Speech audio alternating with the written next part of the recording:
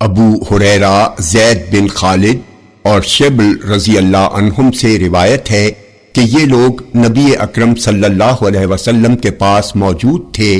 اسی دوران آپ کے پاس جھگڑتے ہوئے دو آدمی آئے۔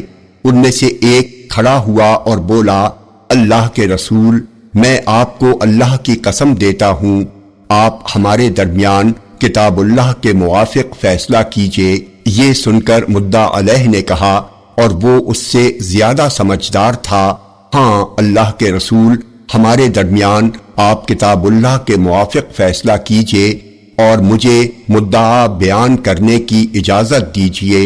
چنانچہ اس نے بیان کیا، میرا لڑکا اس کے پاس مزدور تھا، چنانچہ وہ اس کی بیوی کے ساتھ زنا کر بیٹھا۔ لوگوں یعنی بعض علماء نے مجھے بتایا کہ میرے بیٹے پر رجم واجب ہے، لہذا میں نے اس کی طرف سے 100 بکری اور ایک خادم فدیہ میں دے دی۔ پھر میری ملاقات کچھ اہل علم سے ہوئی تو ان لوگوں نے کہا، میرے بیٹے پر 100 کوڑے اور 1 سال کی جلا وطنی واجب ہے اور اس کی بیوی پر رجم واجب ہے۔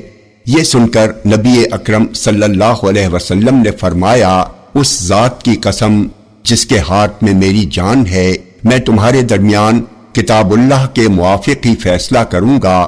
100 بکری اور خادم تمہیں واپس مل جائیں گے اور تمہارے بیٹے کو 100 کوڑے لگیں گے اور 1 سال کے لیے اسے شہر بدر کیا جائے گا۔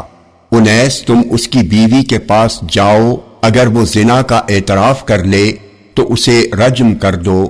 چنانچہ انیس اس کے گھر گئے، اس نے اقبال جرم کر لیا، لہذا انہوں نے اسے رجم کر دیا۔